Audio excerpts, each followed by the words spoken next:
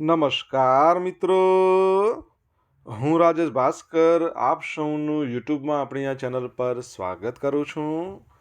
મિત્રો, આજે આપણે તારીખ 7 જાન્યુઆરી 2025ના કેટલાક મોસ્ટ ઇમ્પોર્ટન્ટ કરંટ અફેર અને અગાઉની પરીક્ષામાં પૂછાયેલા કેટલાક ઇમ્પોર્ટન્ટ પ્રશ્નો વિશે ડિટેલમાં ચર્ચા કરીશું, જે આપને આવનારી પરીક્ષા માટે ખૂબ જ ઉપયોગી સાબિત થશે.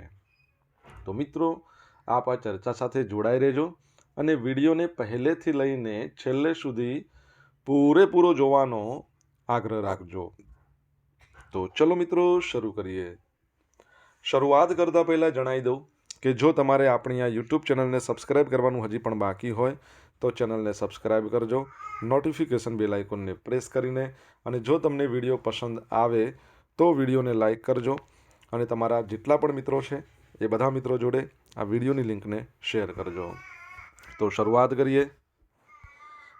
સૌ પ્રથમ જોઈશું અગાઉની પરીક્ષામાં પૂછાયેલા સામાન્ય વિજ્ઞાનના પ્રશ્નો, જેના જવાબો તમારે મને કમેન્ટ બોક્સમાં લખીને જણાવવાના છે. અને વિડીયોના લાસ્ટમાં જ્યારે હું તમને આ દરેક પ્રશ્નના જવાબ જણાવું ત્યારે તમારે ચેક કરવાનું છે કે તમે આપેલા પ્રશ્નોના જવાબમાંથી કેટલા પ્રશ્નોના જવાબ સાચા છે. અને જેટલા પણ પ્રશ્નો જવાબ સાચા હોય એનો આંકડો કમેન્ટમાં લખવાનો છે કે 10માંથી આટલા સાચા. ડેઇલી જીકેટીસની આપણે વાત કરીએ તો 10 પ્રશ્નો પૂછાય છે, જેમાંથી 5 પ્રશ્નો સામાન્ય વિજ્ઞાનના હોય છે. બાકીના જે 5 પ્રશ્નો છે એ ગુજરાતની કલા, સંસ્કૃતિ અને વારસાના પ્રશ્નો છે.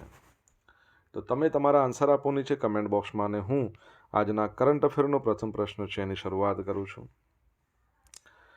આજનો પ્રથમ પ્રશ્ન છે, તાજેતરમાં કયા સ્થળેથી મુખ્યમંત્રી ભૂપેન્દ્ર પટેલ છે એમણે ખેલ મહાકુંભ 3.0 એનો શુભારંભ કરાવ્યો? તો જવાબ આવશે રાજકોટથી. ક્યાંથી કરાયો છે?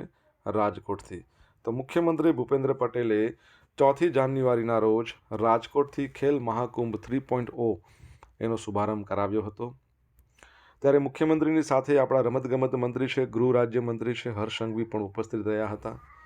આ રાજ્ય કક્ષાના 3જા નંબરનો રમતોત્સવ છે. એના માટે 71,30,000થી વધુ રમતવીરોએ રજીસ્ટ્રેશન કરાવ્યું છે, જેમાં દિવ્યાંગ ખેલાડીઓ માટે સ્પેશિયલ ખેલ મહાકુંભનું પણ આયોજન કરવામાં આવ્યું છે. રાજ્યના યુવાનો રમતગમત ક્ષેત્રે પોતાની કારકિર્દી ઘડી રાષ્ટ્રીય અને આંતરરાષ્ટ્રીય સ્તરે ગુજરાતનું નામ રોશન કરે તે આશયથી વર્ષ 2010માં સરકાર દ્વારા ખેલ મહાકુંભ, યાદ રાખજો 2010માં ખેલ મહાકુંભની શરૂઆત થઈ. એ વખતે આપણા ગુજરાતના સીએમ હતા શ્રી નરેન્દ્ર મોદી સાહેબ. હવે એ વખતે આ ખેલ મહાકુંભ રેકોર્ડ બ્રેક ખેલાડીઓમાં રજીસ્ટ્રેશન કરાવ્યું હતું. જાણકારી મુજબ સ્પોર્ટ્સ ઓથોરિટી ઓફ ગુજરાત તેમજ રમતગમત, યુવા અને સાંસ્કૃતિક પ્રવૃત્તિનો વિભાગ છે, એના દ્વારા આયોજિત આ ખેલ મહાકુંભ 3.0નો શુભારંભ સમારોહ સૌરાષ્ટ્ર યુનિવર્સિટીનું જે એથ્લેટિક્સ મેદાન છે ત્યાં 4 તારીખે સાંજે 5:30 વાગે શરૂ કરવામાં આવ્યો. આ ખેલ મહોત્સવમાં રાજ્યભરમાંથી અસંખ્ય ખેલાડીઓ જુદી જુદી ઇવેન્ટમાં ભાગ લેવા આવનાર છે. ત્યારે આમાં ભાગ લેનારા વિજેતા શાળાઓને રોકડ પુરસ્કારથી સન્માનિત કરવામાં આવશે, જેમાં ભાગ લેનારને 45 કરોડ સુધીના ઇનામો જીતવાની તક અને અન્ય યોજનાઓ છે એનો લાભ પણ મળશે. બરાબર છે? તો એ પણ યાદ રાખજો. ખેલની આટલી બધી વાત કરી, તમારા માટે પ્રશ્ન છે કે આપણા ભારતની અંદર રાષ્ટ્રીય ખેલ દિવસ આપણે ક્યારે મનાવીએ છીએ? જો તમને ખબર હોય તો તમે કમેન્ટ બોક્સમાં લખીને જણાવી શકો છો. અને બીજું એ કે તમને ખબર હશે કે ખોખોનો world cup, kho-kho world cup છે એનું પ્રથમ સંસ્કરણ ભારતમાં યોજાઈ રહ્યું છે. તારા અને તેજસ છે એના માસ્કોટ છે, જે પરીક્ષાની દ્રષ્ટિએ બહુ અગત્યના છે. તાજેતરમાં કયા રાજ્યએ સંતોષ ટ્રોફીનું 33મું ટાઇટલ જીત્યું છે? તો પશ્ચિમ બંગાળ. તો પશ્ચિમ બંગાળ છે એણે સંતોષ ટ્રોફી 2024ની આવૃત્તિ છે એમાં પોતાનું 33મા નંબરનું ટાઇટલ, સૌથી વધારે ટાઇટલ જીતનાર કોણ છે? પશ્ચિમ બંગાળ. કેટલા? 33 ટાઇટલ જીત્યા છે. ફાઇનલમાં કેરળને હરાવ્યું છે અને પોતાનું 33મું ટાઇટલ જીત્યું છે. ગચીબૌલી સ્ટેડિયમ ખાતે આયોજિત મેચમાં રોબી હંસદાએ વધારાના સમયમાં વિજયી ગોલ કરીને ટુર્નામેન્ટના ટોચના સ્કોરર તરીકે તેની સ્થિતિને મજબૂત કરી. યાદ રાખજો, પરીક્ષામાં આવો પ્રશ્ન પૂછાય છે, સંતોષ ટ્રોફી કઈ રમત સાથે સંકળાયેલ છે? તો ફૂટબોલ સાથે. એક આંતરરાજ્ય રાષ્ટ્રીય સ્પર્ધા છે જે રાજ્યના સંગઠનો, સરકારી સંસ્થાઓ એમના દ્વારા ઓલ ઇન્ડિયા ફૂટબોલ ફેડરેશન એમાં ભારતમાં રમતનું સંચાલન કરતી આ સંસ્થા છે. આ ટુર્નામેન્ટની શરૂઆત 1941માં ભારતીય ફૂટબોલ એસોસિએશન દ્વારા કરવામાં આવી, જે ભારતમાં ફૂટબોલની તત્કાલીન ડિફેક્ટો ગવર્નિંગ બોડી હતી. તેનું નામ આજે ઇન્ડિયન ફૂટબોલ એસોસિએશનના ભૂતપૂર્વ પ્રમુખ સર મન્મથનાથ રોય ચૌધરી એમના નામ પરથી રાખવામાં આવ્યું હતું. તેઓ સંતોષના મહારાજા હતા. 1939માં 61 વર્ષની વયે એમનું અવસાન થયું હતું. બરાબર છે. સંતોષ નામનું એક રજવાડું કહી શકીએ, રાજ્ય કહી શકીએ. બરાબર, બાંગ્લાદેશમાં હતું એ. Vibrant Bharat vision 2030 trade and industrial expo ભાવનગરમાં યોજાયો છે. તો મુખ્યમંત્રી ભૂપેન્દ્રભાઈ પટેલે ભાવનગર ખાતે આયોજિત આ vibrant Bhavnagar vision 2030 trade and industrial એક્સપોમાં કેન્દ્ર અને રાજ્યના મંત્રીશ્રીઓ, ઉદ્યોગ જગતના અગ્રણીઓ તેમજ અન્ય મહાનુભાવો સાથે ઉપસ્થિત રહ્યા હતા. કેન્દ્રીય રાજ્યમંત્રી નીમુબેન બાંભણિયાના હસ્તે વાયબ્રન્ટ ભારત ભાવનગર વિઝન 2030 અંતર્ગત વેપાર અને આધુનિક મેળાનો શુભારંભ થયો. આ અવસરે cluster base local institute of vocation education યોજના એના અન્વયે ભાવનગરની આઈટીઆઈ સાથે Saurashtra chamber of commerce and industries association Bhavnagar તથા ચિત્રા ઇન્ડસ્ટ્રી દ્વારા એમયુ કરવામાં આવ્યા છે. શ્રેષ્ઠ સંસ્થાને સર પ્રભાશંકર પટણી એવોર્ડ દ્વારા એક્સલન્સ 2023-24 એવોર્ડ પણ આપવામાં આવ્યો. ભાવનગરના ઉદ્યોગોને વિશાળ પ્લેટફોર્મ પૂરું પાડવા Saurashtra chamber of commerce and industry દ્વારા ઉદ્યોગ મેળાનું આયોજન કરવામાં આવ્યું છે. જો ભાવનગરની વાત કરીએ તો તમને યાદ આવશે, રિસન્ટલી આપણે ભણ્યા હતા કે આપણા ભારતમાં સૌથી લેટેસ્ટ ફાયર ફાઇટર કોને આપવામાં આવ્યું છે? ભાવનગર એરપોર્ટને. દુબઈથી મંગાવવામાં આવ્યું છે. એનું નામ તમારે કહેવાનું છે, કઈ કંપનીનું છે, કમેન્ટમાં લખજો. મિત્રો, વિડીયો પસંદ આવ્યો હોય, ભણવાની મજા આવી હોય તો વિડીયોને લાઇક કરો, તમારા મિત્રો જોડે વિડીયોની લિંકને શેર કરો. આપણી બંને યુટ્યુબ ચેનલ રાજેશ ભાસ્કર 2 બંનેને તમારે સબસ્ક્રાઇબ કરવાની છે, નોટિફિકેશન બેલ આઇકોનને પ્રેસ કરીને. જો તમારે ડેલી કરંટ અફેરની પીડીએફ જોઈતી હોય તો આપણી ટેલિગ્રામ ચેનલ છે, જેની લિંક વિડીયોની ડિસ્ક્રિપ્શનમાં આપી છે, તેને ત્યાંથી તમે જોઈન કરી શકો છો. તમને પીડીએફ મળશે, સાથે સાથે રોજ તમને પોઝ પણ રમવા મળશે.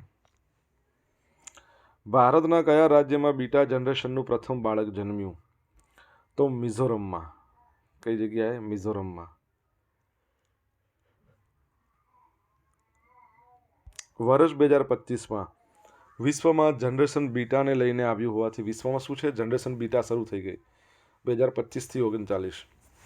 તો ભારતમાં મિઝોરમનું જે આઇઝોલ છે એનું કેપિટલ, એમાં નવા વર્ષના દિવસે જાન્યુઆરી 1 પર જનરેશનનું પ્રથમ બાળક મળ્યું. નામ છે ફ્રેન્કી રેમરુ આતદિકા ઝાડિંગ. તમારે ફ્રેન્કી યાદ રાખજો. આ બાળકની ઓળખ કહેવાતી જનરેશન બીટામાંથી ભારતના પ્રથમ બાળક તરીકે થાય છે 1 જાન્યુઆરી 2025ના રોજ સવારે 12:30 વાગે ડર્ટલાંગ આઇઝોલની સિનોડ હોસ્પિટલમાં જન્મેલા તંદુરસ્ત નવજાતનું વજન 3.12 કિલોગ્રામથી થોડું વધારે હતું. ફ્રેન્કીનો જન્મ એક વિશિષ્ટ સીમાચિહ્નરૂપ કહી શકાય, કારણ કે જનરેશન બીટાનું પ્રથમ પ્રતિનિધિઓમાંનું તે એક કહેવાય.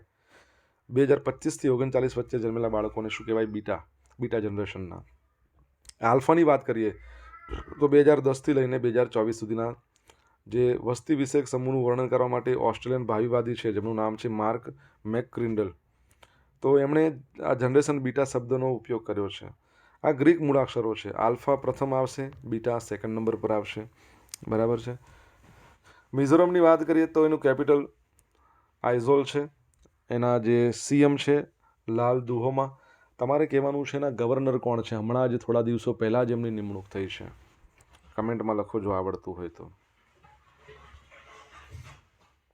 તાજેતરમાં કયા મંત્રાલયે prison manual 2016 model prison and correction services act 2023માં સુધારો કર્યો છે? તો જવાબ આવશે ગૃહ મંત્રાલયે. તો ઓક્ટોબર 2024ની વાત છે. સુપ્રીમ કોર્ટ દ્વારા કેન્દ્ર સરકાર અને રાજ્યોમાં જેલમાં થતા જે જાતિ આધારિત ભેદભાવ છે એને દૂર કરવા જેલ માર્ગદર્શિકા અને નિયમોમાં સુધારો કરવાનો આદેશ આપ્યો, જે અંતર્ગત કેન્દ્રીય ગૃહ મંત્રાલયે ચુકાદાને અનુરૂપ જેલના કેદીઓ સાથે જાતિ આધારિત ભેદભાવના પ્રશ્નો ઉકેલવા માટે model prison manual 2016 model prison and correction services act 2023માં સુધારો કર્યો છે. હવે નવો મેન્યુઅલ શું કહે છે ખબર છે? જેલના સત્તાવાળાઓએ હવે કેદીઓ સાથે જ્ઞાતિ આધારિત ભેદભાવ, જ્ઞાતિ આધારિત વર્ગીકરણ, વિભાગીકરણ એના પર સંપૂર્ણ રીતે પ્રતિબંધ મૂકવાનો. મંત્રાલયે ભાગેડુ વૃત્તિની વર્તમાન વ્યાખ્યામાં પણ સુધારો કર્યો છે. તો આ નવું આવ્યું છે, આદેશ આપ્યો છે, નવી માર્ગદર્શિકા. અને માર્ગદર્શિકા પરથી યાદ આવ્યું કે કેન્દ્રીય રોડ અને રાજમાર્ગ મંત્રાલયે પણ નવી માર્ગદર્શિકા જાહેર કરી. એ પ્રમાણે દર 5 કિલોમીટરે સાઇનબોર્ડ દર્શાવવાનું રહેશે, સ્પીડ કેટલી છે, નો પાર્કિંગ છે ને બધું. એક પ્રશ્ન તમારા માટે કે જેલની વાત આવી એટલે કહું છું કે આપણા ભારતનું 2024નું સૌથી શ્રેષ્ઠ પોલીસ સ્ટેશન કયું, જેને એવોર્ડ આપવામાં આવ્યો હતો? કમેન્ટમાં લખો. વરિષ્ઠ વૈજ્ઞાનિક ડૉક્ટર રાજગોપાલા ચિદમ્બરમનું 88 વર્ષની વયે નિધન. તો ભારતના વરિષ્ઠ વૈજ્ઞાનિક ડૉક્ટર રાજગોપાલા ચિદમ્બરમનું 88 વર્ષની વયે અવસાન થયું છે. પરમાણુ ઉર્જા વિભાગના અધિકારીએ જણાવ્યું કે રાજગોપાલાએ મુંબઈની જશલોક હોસ્પિટલમાં સવારે 3:20 અંતિમ શ્વાસ લીધા. ડૉક્ટર રાજગોપાલાએ 1974માં 1978માં પોખરણ પરમાણુ પરીક્ષણોમાં મહત્વની ભૂમિકા ભજવી હતી. તેમણે દેશમાં પરમાણુ હથિયારોના ડેવલપમેન્ટમાં પણ બહુ જ મહત્વની ભૂમિકા ભજવી. તમને ખબર છે 1974માં જે અણુ ધડાકો થયો હતો એ વખતે સરકાર હતી ઇન્દિરા ગાંધીની. એને શું કહેવામાં આવે મને કહો? સેકન્ડ ટાઈમ 1998માં જ્યારે અણુ ધડાકો થયો ત્યારે વાજપેયીની સરકાર હતી, એને ઓપરેશન શક્તિ નામ આપ્યું હતું. ડૉક્ટર રાજગોપાલાને 1975માં પદ્મશ્રી, 1999માં પદ્મ વિભૂષણથી નવાજવામાં આવ્યા. તેમણે ભાભા એટમિક રિસર્ચ સેન્ટરના ડિરેક્ટર તરીકેની જવાબદારી પણ સંભાળી હતી. તેઓ ભારતીય ન્યુક્લિયર એનર્જી કમિશનના અધ્યક્ષ હતા. ભારતના મુખ્ય વૈજ્ઞાનિક સલાહકાર પણ હતા. ડૉક્ટર રાજગોપાલાનો જન્મ 1936માં ચેન્નઈમાં થયો હતો. Presidency college Chennai, Indian institute of science બેંગલુરુમાં એમણે અભ્યાસ કર્યો. ડિપાર્ટમેન્ટ ઓફ એનર્જીએ જણાવ્યું છે કે 1974માં દેશના પ્રથમ પરમાણુ પરીક્ષણમાં ડૉક્ટર રાજગોપાલાની મહત્વની ભૂમિકા હતી. રિસન્ટલી ઘણા બધાના અવસાન થઈ ગયા. તબલા વાદક ઝાકિર હુસેન, હાર્મોનિયમ વાદક, બરાબર છે, એમનું પણ અવસાન થઈ ગયું. નામ તમને ખબર હોય તો કહી દો, બરાબર. તુલસી ગોંડા, જે વૃક્ષ માતા તરીકે ઓળખાય, એમનું અવસાન. પૂર્વ પ્રધાનમંત્રી મનમોહનસિંહનું અવસાન. રતન ટાટા, દિગ્ગજ ઉદ્યોગપતિ, એમનું અવસાન. અગ્નિમેન તરીકે ઓળખાતા અગ્નિ અગ્રવાલ એટલે કે રામનારાયણ અગ્રવાલનું અવસાન. તો આ બધાના અવસાન થયા છે. ઓકે. સોશિયલ મીડિયાના માધ્યમથી મારી જોડે કનેક્ટ રહી શકો છો. મારું ઇન્સ્ટા આઈડી છે rajesh.i.bhaskar. મારું ફેસબુક આઈડી છે RI ભાસ્કર. અને મારી ટેલિગ્રામ ચેનલ છે એ છે રાજેશ ભાસ્કર, જ્યાં તમને ડેલી કરંટ અફેરની PDF તો મળવાની જ છે, તમને સાથે પોલ્સ પણ રમવા મળશે. અને જો ભણવાની મજા આવી હોય મિત્રો તો વિડીયોને એક લાઇક કરો, તમારા મિત્રો જોડે વિડીયોની લિંકને શેર કરો. ચેનલ સબસ્ક્રાઈબ કરવાની બાકી હોય તો સબસ્ક્રાઈબ કરો, નોટિફિકેશન બેલ આઇકોનને પ્રેસ કરીને.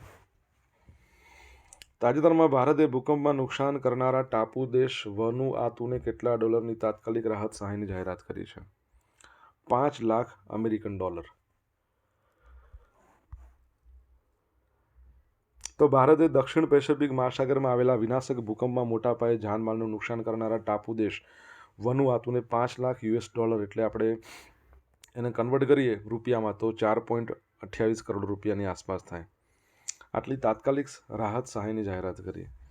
17 ડિસેમ્બર 2024ના રોજ દક્ષિણ પેસિફિક મહાસાગરમાં વનુઆતુના કિનારે 7.4ની તીવ્રતાનો ભૂકંપ આવ્યો, જેના કારણે મોટા પાયે વિનાશ અને જાનહાનિ થઈ હતી.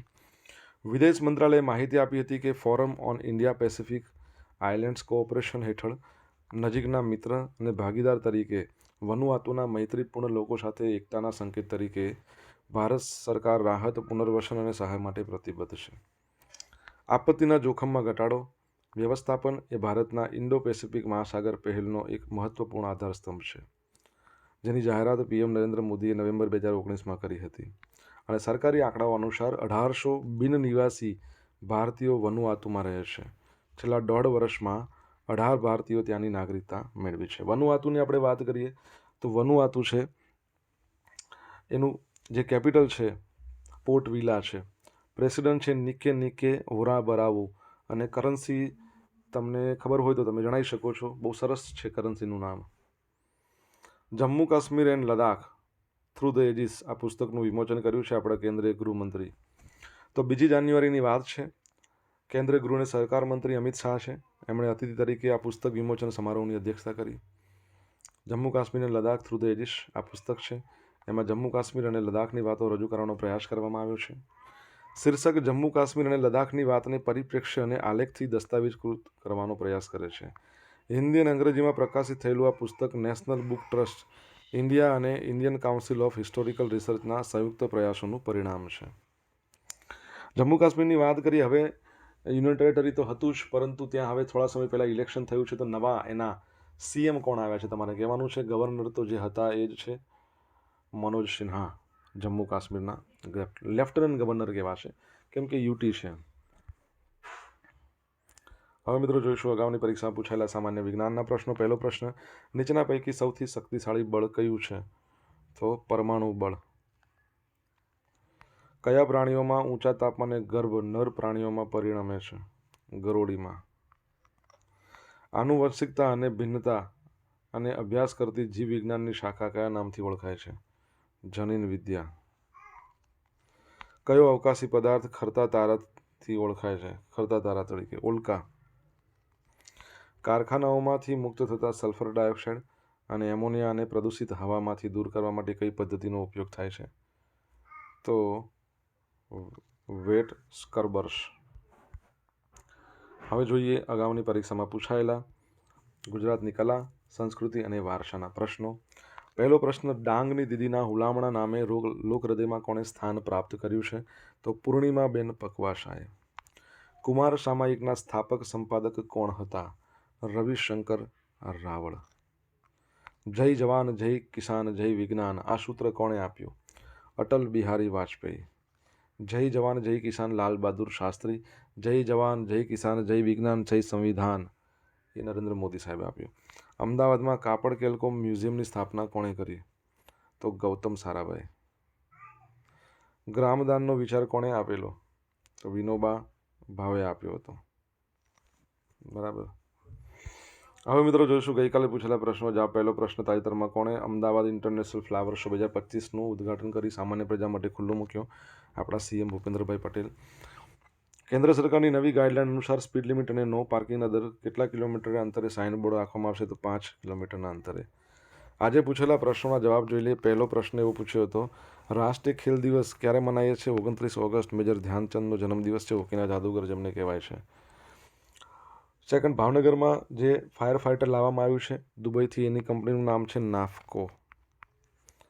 ત્રીજો પ્રશ્ન છે, મિઝોરમના નવા જે ગવર્નર બન્યા છે વીકે સિંઘ. શું છે? વીકે સિંઘ. ચોથો પ્રશ્ન છે, શ્રેષ્ઠ પોલીસ સ્ટેશનનો પુરસ્કાર ગયા વર્ષે કોણ લઈ ગયું? ઈચ્છાપોર પોલીસ સ્ટેશન જે આવેલું છે સુરતમાં. પાંચમા નંબરનો પ્રશ્ન, પ્રથમ પરમાણુ પરીક્ષણ કરવામાં આવ્યું હતું. બરાબર છે. પોખરણમાં એનું નામ શું હતું? તો સ્માઇલિંગ બુદ્ધા. શું હતું? સ્માઇલિંગ બુદ્ધા. છઠ્ઠો પ્રશ્ન, વનુઆતુ કરીને દેશ છે, એનું કરન્સીની કઈ છે? તો વાતુ.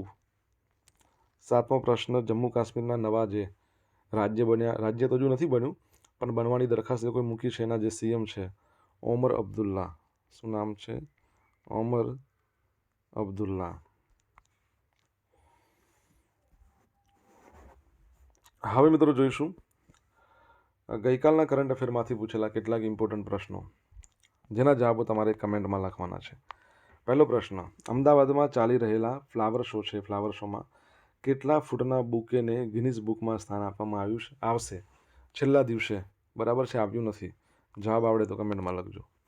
સેકન્ડ પ્રશ્ન, તાજેતરમાં કયા સ્થળે દરિયાકાંઠાના તેમજ કીચડિયા પક્ષીઓ છે એની ગણતરી યોજાઈ છે?